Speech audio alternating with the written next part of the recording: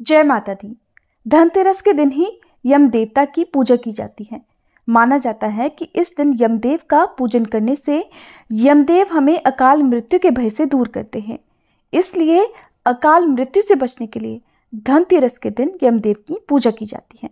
और यमदेव की पूजा दिन में नहीं बल्कि रात के समय होती है। रात के समय यमदेव की पूजा करने में एक चौमुखी दीपक जलाया जाता है।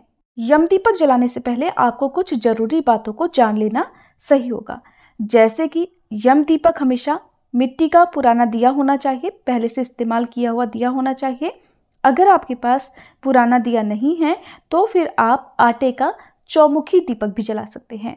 यम दीपक में 4 बातियां जलाई जाती हैं, जिसमें आपको तिल के तेल का या सरसों के तेल का ही प्रयोग करना होता है। यम दीपक जलाने के साथ ही आपको ध्यान रखना है कि रात के समय ये दीपक उस समय ही जलाया जाता है जब परिवार के सभी सदस्य घर के अंदर आ गए हों, क्योंकि जब यम दीपक एक बार जला लिया जाता है तो उसके बाद घर के द्वार को लांघ कर यानी कि घर से बाहर नहीं निकला जाता है। इसलिए आप ये निश्चित कर लें कि घर के सभी सदस्य घर के अंदर आ गए हों। नरक चतुर्दशी और धनतेरस के दिन लगाए जाने वाले यम दीपक को आप इस प्रकार से रखें कि जो उसकी बाती है उसका मुंह दक्षिण दिशा की तरफ रहे। दक्षिण दिशा में यमराज और सभी पूर्वजों का वास माना जाता है। घर परिवार में जो भी सबसे बड़ा हो, कोई पुरुष हो या कोई स्त्री हो, इस यम दीपक को जला सकती हैं। जब आप यम देवता के नाम का दीपक बनाते हैं तो उसकी पूजा विधि विधान से करनी होती है।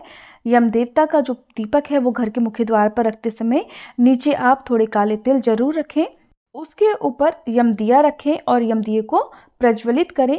दीपक में आप एक लौंग का जोड़ा जरूर रखें, थोड़े से काले तिल भी दीपक के अंदर जरूर डालने चाहिए। इसके बाद हाथ जोड़कर प्रार्थना करें कि हे यमदेव, हम सभी परिवारजनों की अकाल मृत्यु से रक्षा कीजिएगा, हम सब की रक्षा कीजिएगा। इस प्रकार से आप यम दिए को जलाएं और उसके बाद घर के अंदर आ जाएं। ध्यान रखें कि दीपक जलाने के बाद आपको पीछे मुड़कर भी नहीं देखना होता है। और इस बात का भी खास तौर पर ध्यान रखें कि जो यम दीपक है उसे जलाने से पहले परिवार के सभी सदस्य भोजन भी कर चुके हों और कोई घर से बाहर ना जाए। अब अगली बात, जब रात को आप यम दीपक जलाते हैं तो अगले दिन सुबह को जो भी यम दिए में आपने प्रयोग किए हुए हैं, जो भी वस्तु हैं, चाहे वो यम दीपक हो, बाती हो या उसमें तेल बच गया हो या काले तिल हो, उन सभी का विसर्जन घर से बाहर ही कर दिया जाता है। यम दीपक की कोई भी सामग्री घर के अंदर नहीं लाई जाती है। इस प्रकार से आप यम दीपक जलाएं। कई बार ऐसा होता है कि लोग किराए के घर पर रहते हैं तो घर के मेन गेट पर आप यम दीपक नहीं जला पाते हैं, तो जो भी आपके कमरे का मुख्य दरवाजा है जिससे आप परिवार के सदस्य अपने खुद के कमरे में अंदर प्रवेश करते हो, उसके मुख्य द्वार पर आप जला सकते हैं। इसके अलावा यम दीपक आसपास किसी नाली के किनारे पर या कूड़े के ढेर के पास भी जलाया जाता है। यम दीपक क्यों जलाया जाता है, इस बारे में पुराणों में एक कथा प्रचलित है।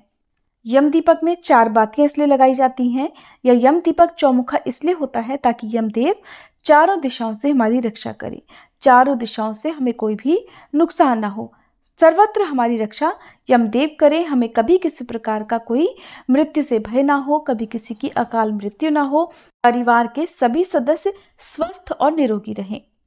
एक बार यमदेव ने अपने दूतों से पूछा कि क्या तुम्हें प्राणियों के प्राण हरते समय कभी किसी पर दया भी आती है? तब यमदूतों ने संकोच करते हुए कहा, नहीं महाराज। यमदेव को लगा कि शायद किसी कारण से यमदूत उन्हें सच नहीं बता रहे। तब यमदूतों को अभयदान देते हुए उन्होंने कहा कि डरो मत और सच सच बताओ कि एक बार वे सचमुच किसी के प्राण हरते समय डर गए थे और वे उसके प्राणों को बिल्कुल भी हरना नहीं चाहते थे। एक बार हंस नाम का राजा शिकार करने के लिए गया और भटक कर दूसरे राज्य की सीमा में चला गया। उस राज्य के शासक हेमा ने राजा हंस का बड़ा सत्कार किया। उसी दिन राजा हेमा की पत्नी ने एक पुत्र को जन्म दिया। ज्योतिषियों ने नक्षत्र गणना करके बताया कि वह बालक विवाह के 4 दिन बाद ही मर जाएगा। राजा हंस के आदेश से उस बालक को यमुना के तट पर एक गुफा में ब्रह्मचारी के रूप में रखा गया और आदेश दिया गया कि उस तक किसी भी स्त्री की छाया तक न पहुंचने पाए। किंतु विधि का विधान तो अटल होता है। एक दिन राजा हंस की युवा बेटी यमुना के तट पर निकल गई और उसने उस ब्रह्मचारी बालक से गंधर्व विवाह कर लिया। विवाह के चौथे दिन ही वह राजकुमार मृत्यु को प्राप्त हो गया। दूतों ने कहा कि महाराज, हमने ऐसी सुंदर जोड़ी कभी नहीं देखी थी, और उस महिला का विलाप सुनकर हमारे भी आंसू निकल आए थे। तब यमदेव के दूतों ने उनसे पूछा कि हे महाराज, क्या अकाल मृत्यु से बचने का कोई उपाय नहीं है? तब यमराज ने कहा कि धनतेरस के पूजन और दीपदान को विधिपूर्वक पूर्ण करने से अकाल मृत्यु से छुटकारा मिलता है। जिस घर में ये पूजन होता है वहां अकाल मृत्यु का कभी भय नहीं होता। मान्यता है कि तभी से धनतेरस की रात को यम दीपक जलाने की परंपरा प्रारंभ हो गई। आपको ये जानकारी कैसी लगी? अगर हो सके तो वीडियो को लाइक करके कमेंट बॉक्स में जरूर बताइएगा।